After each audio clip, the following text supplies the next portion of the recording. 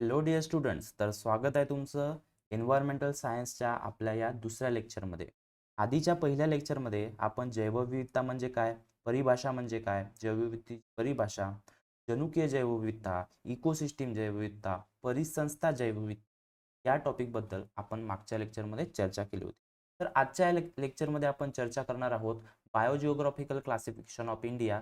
मी प्राध्यापक मेघराज चुडे आपलं स्वागत करतो आजच्या या विशेष लेक्चरमध्ये. त्या लेक्चरमध्ये आपण शिकणार आहोत भारतातील विविध जैवभौगोलिक वितरण कशा प्रकारे आहे, भारताचे मुख्यतः कशा प्रकारे पार पडतात आणि आपण कशा प्रकारे भारताला जैविक लेवलवरती, बायोलॉजिकल लेवलवरती आपण त्यांना विभागू शकतो. तर आता भारताला आपल्याला बायोलॉजिकल लेवलवरती विभागायचं आहे. त्यासाठी आपल्याला सुरुवातीला काही माहिती घ्यावी लागेल. बायोजिओग्राफिकल क्लासिफिकेशन ऑफ इंडिया म्हणजेच भारतातील जैवभौगोलिक वितरण. भारताचे जवळजवळ 10 भौगोलिक क्षेत्र आहेत. आपण इंग्लिश आणि मराठी दोन्ही भाषेमध्ये आजच्या या टॉपिकबद्दल माहिती घेण्याचा प्रयत्न करूया. तर India basically has a major different climate. यामध्ये तुम्हाला माहिती आहे विविध प्रकारचं वातावरण आपल्या भारतामध्ये आपल्याला दिसून येतं. India has different climate and topography in different parts and hence is term as mega diversity country. आपल्याकडे जैवविविधतेचं प्रमाण खूप जास्त आहे, कारण की देशाच्या पूर्ण जगाच्या मध्यभागी आपला भारत देश हा विस्तारलेला आहे. त्यामुळे तिथे जैवविविधता जीवाची वाढ होण्यासाठी मुबलक असं वातावरण आहे. त्यामुळे मेगा डायव्हर्सिटी कंट्री आपल्या भारताला म्हणतात. India occupies 10th position among plant rich countries in the world. जगात 10व्या क्रमांकाचा प्लांट रिच कंट्रीमध्ये भारताचा क्रमांक लागतो. So biogeographs have classified India into 10 biogeographical zones. भारतात जवळजवळ 10 जैवभौगोलिक क्षेत्रे आहेत. आपण त्या जैवभौगोलिक क्षेत्राबद्दल आपण पुढे जाऊन डिटेलमध्ये माहिती घेऊया. पण या जैवभौगोलिक क्षेत्रांचं विभाजन कशावरून झालेलं आहे? भारताचं वातावरण कशा प्रकारे आहे, म्हणजे भारताचं क्लायमेट कशा प्रकारे आहे, तिथली तिथली माती आणि तिथल्या कोणत्या प्रकारची जैवविविधता सापडते, त्यावरून आपण बेसिकली भारताला 10 जैवभौगोलिक क्षेत्रांमध्ये आपण त्यांना विभागू शकतो. Our country can be conveniently divided into 10 major regions based on the geography, climates, and pattern of vegetation, since the communicates of communities of mammals, birds, reptiles, amphibia, insecta, other invertebrate than live in them. म्हणजे तिथे कोणकोणत्या प्रकारचे प्राणी आढळतात यावरून सुद्धा आपण त्याचे जैवभौगोलिक डिव्हिजन आपण तिथे करू शकतो. तर आपल्याला इथे 10 प्रकारचे जैवभौगोलिक क्षेत्र आपल्याला इथे दिसत आहेत. त्यामध्ये पहिला सगळ्यात महत्त्वाचा, आपण जैवभौगोलिक क्षेत्र शिकत असताना आपण भारताच्या नकाशाच्या वरून सुरुवात करतो. म्हणजे या वरच्या पॉईंटवरून आपण जैवभौगोलिक क्षेत्र बायोजिओग्राफिकल क्लासिफिकेशन शिकण्यासाठी सुरुवात करत असतो. सुरुवातीला सगळ्यात पहिला trans Himalayan region of Ladakh, त्यानंतर द हिमालयन रेंजेस, हिमालयन क्षेत्र त्याला म्हणतात, the Terai, the Gangetic and Brahmaputra plains म्हणजे गंगेचे आणि ब्रह्मपुत्रेचे खोरे, the Thar desert of Rajasthan म्हणजे डेझर्ट डेझर्टचा प्रदेश, वाळवंटी प्रदेश त्याला आपण म्हणतो. गुजरात व राजस्थानमधील वाळवंटी क्षेत्र यामध्ये येतात. The semi arid grassland region of the Deccan, डेक्कनचा म्हणजे दख्खनचा पठार, डेक्कन प्लॅट्यू ऑफ गुजरात, महाराष्ट्र, आंध्र प्रदेश, कर्नाटक आणि तामिळनाडू. त्यामध्ये महाराष्ट्राचा सगळ्यात महत्त्वाचा सातपुडा पर्वत आपल्याकडे येतो. The north east state of India, the western Ghat, the Andaman and Nicobar island आणि वेस्टर्न अँड ईस्टर्न कोस्टल बेट्स म्हणजे आपल्याकडचे समुद्रकिनारी प्रदेश, पूर्वांचल प्रदेश आणि द्वीपसमूह हे सगळे यामध्ये येतात. तर अशा प्रकारे 10 महत्त्वाचे क्लासिफिकेशन, 10 मेजर डिव्हिजन्स आपण on the basis of biogeographical distribution classification केलेले आहेत. तो बायोजिओग्राफिकल क्लासिफिकेशन ऑफ इंडिया आपण काय करू आता, आपण सुरुवातीला आपल्याकडे मॅप आहे, त्या मॅपमध्ये आपण बघूया की बायोजिओग्राफिकल क्लासिफिकेशन आपलं कशा प्रकारे आपल्याला इथे दिसू शकतं. सुरुवातीला आपण काय करू, आपण इथे काय करू, या मॅपवरती दिशा कशा कशा प्रकारच्या आहेत त्या आधी बघून घेऊया. म्हणजे तुम्हाला प्रॉपरली आपण पुढे जाऊन दिशेवरती काम करणार आहोत. दिशा कोणत्या दिशेला कोणता प्रदेश आहेत हे आपल्याला तिथे बघायचं आहे.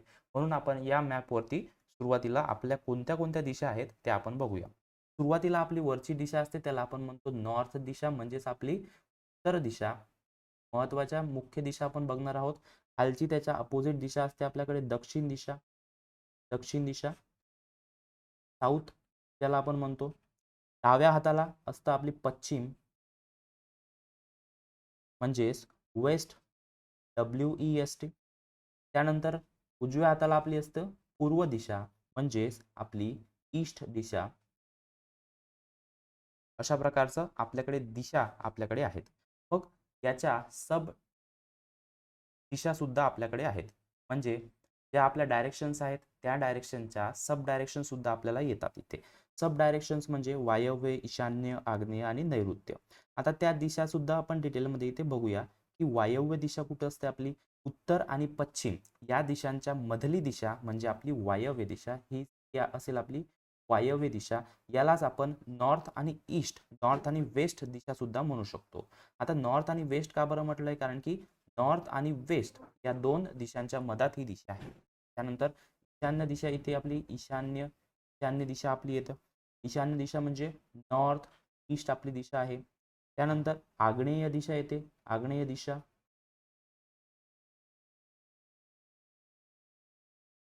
पूर्व आणि दक्षिण दिशेच्या मधात ही येते, म्हणून यालाच साऊथ ईस्ट त्या सुद्धा म्हणतात.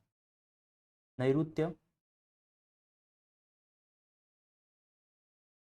नैऋत्य दिशा साऊथ वेस्ट आपली आहे. साऊथ वेस्ट दिशा ही नैऋत्य आपली झाली. बरं, मग आता आपल्याला बायोजिओग्राफिकल क्लासिफिकेशन आपल्याला आहे. तुम्हाला माहिती आहे, सर्वात आधी आपण कॉन्सन्ट्रेट करू ट्रान्स हिमालयन रिजनवरती. ट्रान्स हिमालयन रिजन का बरं म्हटलं याला, हे क्षेत्र हिमालयाच्या उत्तर पश्चिम दिशेला हिमालयास समांतर असं आहे. उत्तर पश्चिम दिशेला म्हणजेच या दिशेला समांतर, उत्तर आणि पश्चिम दिशेला समांतर अशा प्रकारचं त्याचं रिजन आहे. ट्रान्स हिमालयन क्षेत्रात अनेक लहान मोठे पर्वत व शिखरे येतात. लडाखचा सगळ्यात महत्त्वाचा पार्ट ट्रान्स हिमालयन रिजनमध्ये येतो.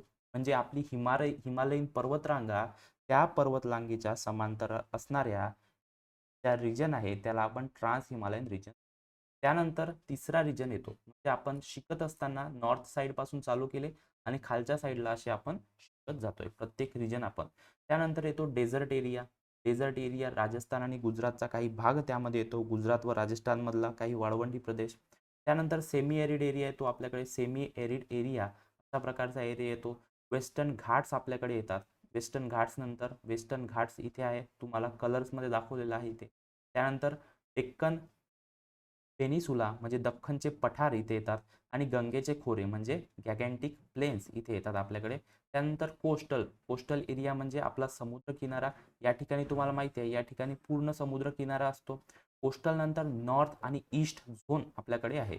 नॉर्थ आणि ईस्ट झोन, नॉर्थ आणि ईस्ट अशा प्रकारचा नॉर्थ आणि ईस्टच्या मधातला झोन आपल्याकडे इथे 9 नंबरला इथे दिसतोय.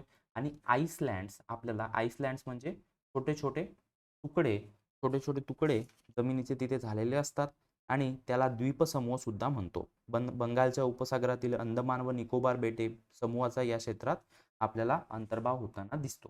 तर हे काय झाले, आपले मॅपवरती आपण सगळं बघितलं. आता प्रत्येक रिजन जो आहे तो प्रत्येक रिजन काय करू आपण डिटेलमध्ये स्टडी करण्याचा प्रयत्न करू. सर्वात पहिला रिजन आहे आपल्याकडे trans Himalayan region. Trans Himalayan region हे क्षेत्र हिमालयाच्या उत्तर पश्चिम दिशेला हिमालयास समांतर असे असतात. आता तुम्हाला डायग्राम मध्ये इथे दिसतंय की ट्रान्स हिमालयन रिजन आपल्याला इथे ब्ल्यू कलरनी इथे शो केलंय आणि काही रेड कलरनी शो आहे इथे. अशा प्रकारचे ABCD रिजन तुम्हाला इथे दिसते. अशा प्रकारचे हे रिजन आपले असतील trans Himalayan region. So this is our trans Himalayan region. Trans Himalayan regions, the Himalayas are extended. The Himalayas are extended to Tibetan Plateau region, harbors the high altitude cold desert in Ladakh, Jammu आणि काश्मीरचा भाग इथे येतो. And Lahaul Spiti Himachal Pradesh, Lahaul Spiti नावाचा भाग त्यामध्ये सुद्धा येतो. It accounts up to 5.7% of the country's landmarks. देशाच्या 5.7% हिस्सा जो आहे तो ट्रान्स हिमालयन रिजनमध्ये आपला येतो. आणखी काही माहिती बघूया. ट्रान्स हिमालयन क्षेत्रात अनेक लहान मोठे पर्वत व शिखरे असतात. त्यावर घनदाट जंगले असून या जंगलामध्ये अनेक विविध जैविक घटक आपल्याला दिसून येतात. लडाख व स्पिटी प्रदेशातील जंगलांमध्ये जैवविविधता आढळून येते. इथे काही जंगले सुद्धा असतात. ट्रान्स हिमालयन क्षेत्रात सुमारे 80 जातींच्या वनस्पती आपल्याला आढळतात. 80 जातींच्या वनस्पती आढळतात. आता हा नंबर जो आहे तो व्हॅरी होत जातो जसा रिसर्च होत जातो, त्याचप्रमाणे हा नंबर जो आहे तो फ्लक्च्युएट आपल्याकडे होतो. ट्रान्स हिमालयातील अतिउंचावरील अल्पीय पाक्षर ही महत्वाची गवताळ प्रदेश परिसंस्था तिथे दिसून येते. पांढरा चित्ता व लांडगा असे महत्वाचे प्राणी या भागात दिसून येतात. आता या भागाची स्पेशालिटी म्हणजे आपल्या या भागामध्ये आपल्याला स्नो लिपर्ड आपल्याला दिसून येतो. मायग्रेटरी बॅक नेक्ड क्रेन आपल्याला हे दोन महत्वाचे प्राणी म्हणजे ट्रान्स हिमालयन रिजनची ही एक स्पेशालिटी आपल्याला तिथे दिसून येते. So this two animals are speciality for the trans Himalayan specifically. तो त्यानंतर आपला भाग येतो हिमालयाचा भाग. हिमालयीन क्षेत्र आपण त्याला म्हणतो. हिमालयीन क्षेत्रामध्ये आपले नेपाळ, भूटान, अफगाणिस्तान आणि भारताचा काही पार्ट वरच्या साईडचा तिथे आपल्याला दिसतो. चायना आणि इंडियाला हिमालयाने काय केलंय तिथे प्रोटेक्ट केलेला आहे. दोघांमध्ये बाँड्री तिथे तयार झालेली आहे. हिमालयीन क्षेत्र ट्रान्स हिमालयीन क्षेत्राच्या दक्षिणेला व या क्षेत्राला लागूनच तसेच अरुणाचल प्रदेशच्या उत्तरेकडील हिमाचलाच्या पूर्वेकडील भाग यांच्या हिमालय क्षेत्रामध्ये यांच्यामध्ये समावेश होतो. इथे सदाहरित वृक्ष आढळून येतात. पाण्याचं प्रमाण इथे जास्त असते. बर्फवृष्टी जास्त प्रमाणात इथे होते. ते Himalayas are the northern boundaries of India. याची नॉर्थर्न बाउंड्री म्हणजे हिमालय आहे. नॉर्थर्न बाउंड्री म्हणजे काय? आपल्या उत्तरेकडील असणारी बाउंड्री आपली तिथे आहे. The Himalayas comprise a diverse range of biotic provinces and biomasses. The Himalaya covers up to 7.2% of the country's landmass. या क्षेत्रात सदाहरित वृक्ष आढळून येतात. रानमशी झालं, गेंडा झालं, लाल पांडा, याक, लेपर्ड, आयबेक्स अशा विविध प्रकारचे प्राणी ते आढळून येतात. त्यापैकी सगळ्यात महत्त्वाचं म्हणजे वाईल्ड शीप, जंगली शेळी आपण त्याला म्हणतो, आणि पांडा अशा प्रकारचे महत्त्वाचे लाल पांडा, पांढरा आणि काळा पांडा अशा प्रकारचे प्राणी महत्त्वाचे तिथे आढळून येतात. याशिवाय रानमशी झालं, गेंडा झाला, याक झालं, लेपर्ड झालं, आयबेक्स अशा प्रकारचे विविध प्राणी हिमालयीन स्पेशालिटी त्यांची असते. त्यानंतर आता बघूया आपला डेझर्ट भाग म्हणजे आपला वाळवंटी प्रदेश. डेझर्ट भाग म्हणजे आपला वाळवंटी प्रदेश, त्याला आपण मराठीमध्ये म्हणू शकतो. वाळवंटी प्रदेशाचं वातावरण एक्स्ट्रीमली ड्राय असतं. तो extremely dry area west of Aravalli हिल्सच्या वेस्ट साईडकडे compares both the salty desert of Gujarat and the sandy desert of the Rajasthan. गुजरातचं जे डेझर्ट आहे, गुजरातचं जे वाळवंटी प्रदेश आहे तो सॉल्टी असतो. म्हणजे तिथे जर आपण जाऊन जमीन बघितली तर पांढुरकी आपल्याला जमीन तिथे दिसते. आणि रेताळ प्रदेश म्हणजे आपला रेताळ वाळवंटी प्रदेश जो असतो तो राजस्थानचा प्रदेश असतो. So desert occupy around 6.9% of the country's landmass. This kind of desert found in India. Desert of western Rajasthan. तीन प्रकारचे महत्त्वाचे भाग आपण वाळवंटी प्रदेशामध्ये करू शकतो. The desert of western Rajasthan, the desert of Gujarat, high altitude cold desert of Jammu and Kashmir and Himachal Pradesh. The Indian desert have more diversified fauna. आता डेझर्ट म्हणजे वाळवंटी प्रदेश. तिथे आपण दोन प्रकारच्या डेझर्टचं विभाजन तिथे करू शकतो. एक हॉट डेझर्ट झाला आणि एक कोल्ड डेझर्ट आपला झाला. गुजरात साईडचा जो आहे तो थोडा कोल्ड डेझर्टमध्ये येतो. राजस्थान साईडचा जो आहे तो हॉट डेझर्टमध्ये येतो. हाय एल्टिट्यूड कोल्ड डेझर्ट सुद्धा जम्मू आणि काश्मीरमध्ये आणि हिमाचल प्रदेशांच्या काही भागामध्ये डायव्हर्सिफाईड फोना म्हणजे जास्त प्रमाणात आपले व्हेरायटी तिथे आपल्याला दिसून येतं. So this is the part of Indian desert. Gujarat व राजस्थानमधील वाळवंटी प्रदेशाचा या क्षेत्रामध्ये समावेश होतो. या क्षेत्रात खुरटे गवत, लक्षात ठेवायचं, या क्षेत्रात खुरटे गवत, निवडुंग, काटेरी, झुडुपे. आता तिथे पाण्याचे प्रमाण जे आहेत ते खूप कमी असतं. त्यामुळे ते पानांची साईज, जे झाडं असतात त्यांच्या पानांची साईज जी असते ती कमी झालेली असते. साप, सरडे झालं, पाली, कोल्हा, रानगाढवे, रानमांजर, काळवीट, हरिण असे विविध प्रकारचे प्राणी या प्रदेशामध्ये आढळून येतात. रोहित पक्षी रोहित पक्षी नावाचा एक पक्षी असतो की जो या या भागाची स्पेशालिटी तिथे आहे. त्याशिवाय ईगल झाले, जॅकल झाले, लिओपार्ड जे डेझर्टमध्ये राहणारे लिओपार्ड असतात, अशा प्रकारचे प्राणी आपल्याला तिथे महत्त्वाचे प्राणी तिथे आढळून येतात. त्यानंतर आपला दुसरा पार्ट आहे गँगेटिक प्लेन्स. गँगेटिक प्लेन्स म्हणजे त्याला गंगेचा सुपीक मैदानी प्रदेश असं म्हणतात. आता Gangetic plains, this plains covers the area between the South Himalaya to the Tropic of the Cancer. So these plains were formed by Ganga's river system. म्हणजे गंगेच्या आजूबाजूला असणारे सगळे प्रदेश त्याला त्या गॅगेंटिक प्लेन्समध्ये येतात. म्हणजे गंगेचे सुपीक मैदानी प्रदेश, पाण्याचं प्रमाण जास्त असल्यामुळे तिथे जास्त प्रमाणात रेनफॉल तिथे दिसून येतो. Sundarban forest are located in the region and it covers 11% of the country's landmark. सगळ्यात महत्त्वाचा आपल्या देशामध्ये प्रदेश जो असतो सुंदरबन प्रदेश, त्यामध्ये आपल्याला सुंदरबन हा दलदलीचा अरण्याचा जगातील सर्वात मोठा पट्टा आपल्याला गँगेटिक प्लेन्समध्ये म्हणजेच गंगेच्या सुपीक मैदानी प्रदेशात तिथे आपल्याला आढळून येतो. त्याचप्रमाणे टिक ट्री, किशम ट्री आणि महुआ ट्री हे त्या स्पेसिफिक प्रदेशाचे विशिष्ट आहे. पानझडी प्रकारचे जंगल तिथे आढळतात. साल हा वृक्ष महत्वाचा तिथे आढळून येतो. आता जर आपण मॅपमध्ये जर बघितलं की इंडो गॅगॅन्टिक प्लेन्सचा काही भाग पाकिस्तानमध्ये सुद्धा आपल्याला गेलेला आहे. नेपाळमध्ये सुद्धा आपली गंगा तिथे जाऊन वाहते. त्या सगळ्या गंगेच्या आजूबाजूचे सगळे प्रदेश सुपीक मैदानी प्रदेश त्याला म्हणतात. या विभागातील अरवली पर्वतापासून बंगाल पर्यंतचा प्रदेश, या बंगालपर्यंतचा प्रदेश आपल्याला तिथे आपल्याला दिसून येतो. सुंदरबन हा महत्वाचा तिथे दलदली अरण्याचा सर्वात मोठा पट्टा आपल्याला त्या ठिकाणी दिसून येतो. हे जे काही ग्रीन कलरनी सगळं दिसतंय तुम्हाला, हे सगळं गॅगॅन्टिक प्लेनमध्ये येतं, गंगेच्या सुपीक मैदानी प्रदेशामध्ये तिथे येतं. त्यानंतर आपल्या पुढचा पट्टा डेक्कनचा म्हणजेच दख्खनचा प्रदेश. हा जो प्रदेश आहे तो पठारी प्रदेश आपल्याकडे असतो. याचा आकार जो आहे तो त्रिकोणी असतो. So this zone lies between the desert and the Deccan Plateau. It includes the Aravalli Hill Range. Aravalli Hill Range मध्ये आपला हा पट्टा येतो. It covers approximately 15.6% of the country's land mass. It is the largest triangular. लक्षात ठेवायचा हा triangular शेपचा असतो. South of the Narmala Valley. So three sides of plateau are covered by mountain slopes towards east. Satpura Mountains cover the north while Western Ghats cover the west side and Eastern Ghats cover the eastern side of the plateau.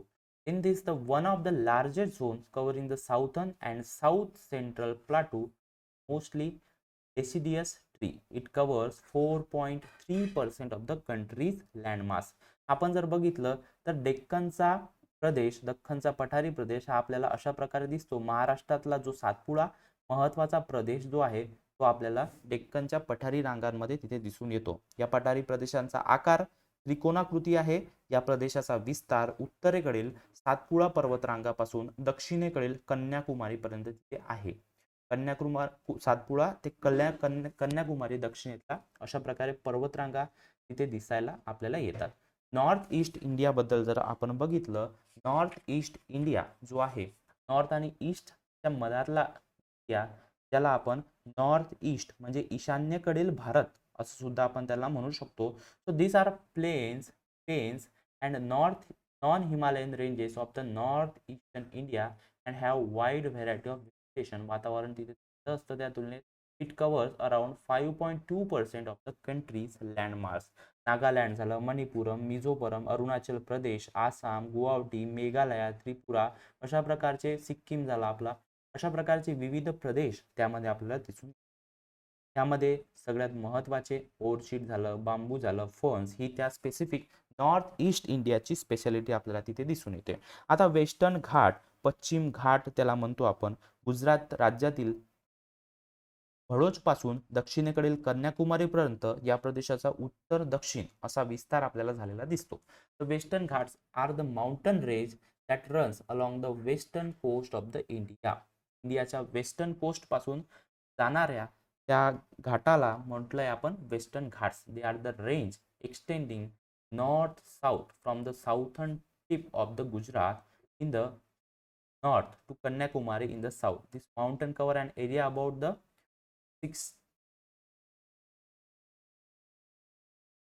160,000 square kilometer ranges. This Ghat section covers an extremely diverse range of biotic provinces and biomasses. It covers about 5.8% of the country's landmass. So Western Ghats are biodiversity hotspot. पश्चिम घाट प्रदेश गुजरातील राज्यातील भरचोपासून दक्षिणेपर्यंत कन्याकुमारीपर्यंत या प्रदेशाचा उत्तर दक्षिण असा विस्तार आहे. उष्णकटिबंधीय पानझडी जंगले इथे आढळतात. आंबा झालं, ताड झालं, साग, सुपारी इत्यादी महत्वाचे वृक्ष इथे आढळतात आणि इथे खूप जास्त प्रमाणात जैवविविधता आपल्याला दिसून येते, म्हणून याला बायोडायव्हर्सिटी हॉटस्पॉट असं आपण म्हणतो. अनेक प्रकारची प्राणी पश्चिम घाट प्रदेशात दिसून येतात. पश्चिम घाटावर रेलिंग शोलाज ही महत्वपूर्ण गवताळ प्रदेश परिसंस्था अस्तित्वात आहे. लक्षात ठेवायचं, रोलिंग शोलाज नावाची गवताळ प्रदेश परिसंस्था आपल्याला तिथे दिसून येते. मलबार, गंध, मार्जार, बिननखी पानमांजर, पिसोरी, वाघ, निलगिरी ताहार, सिंहपुच्छ, वानर, निलगिरी लंगूर इत्यादी प्रकारचे प्राणी तिथे आढळतात आणि या प्राण्यांची संख्या, नवीन नवीन स्पेसीजची संख्या तिथे दिवसेंदिवस वाढत चालली. 46 प्रकारचे मॅमल्स, 510 प्रकारचे बर्ड्स, 206 प्रकारचे रेप्टाइल्स, 180 प्रकारचे ॲम्फिबियन्स आणि भारताच्या 25% बायोडायव्हर्सिटीचा जो भाग आहे तो सगळा वेस्टर्न घाट्समध्ये येतो. म्हणजे वाईड व्हेरायटी हॉटस्पॉट आहे तो बायोडायव्हर्सिटीचा. नवीन फ्लोरा आणि नवीन स्पीसीज दरवर्षी तिथे येतात. So it is a great source of water and fresh oxygen down south. So the Iceland, त्यानंतर येतो आपला आईसलँड.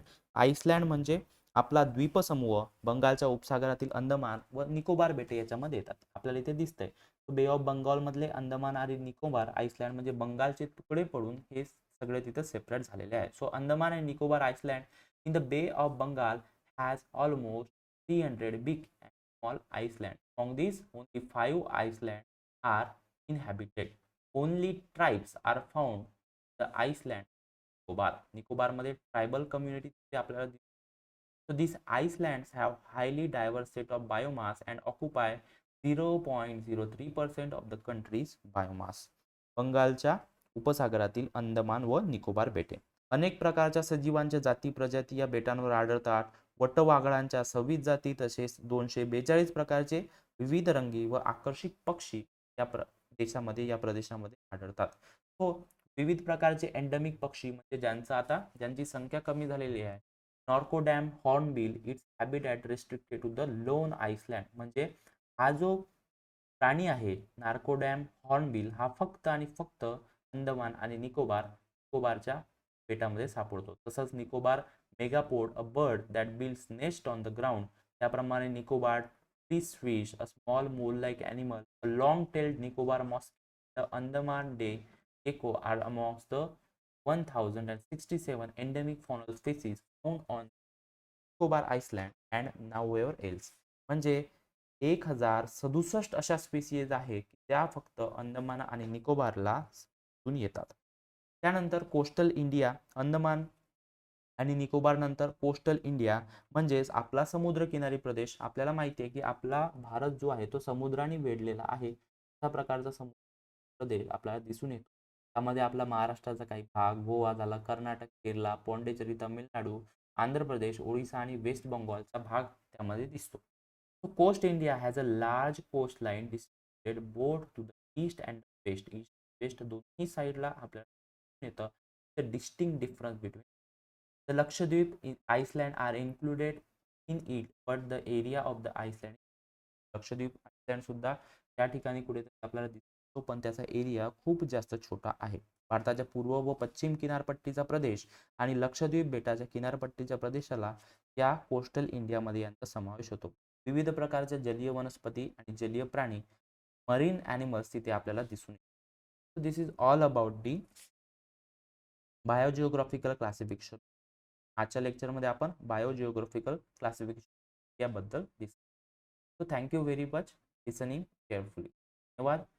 खूप चांगल्या पद्धतीने माझं लेक्चर ऐकल्याबद्दल. भेटूया आपण पुढच्या लेक्चर. धन्यवाद.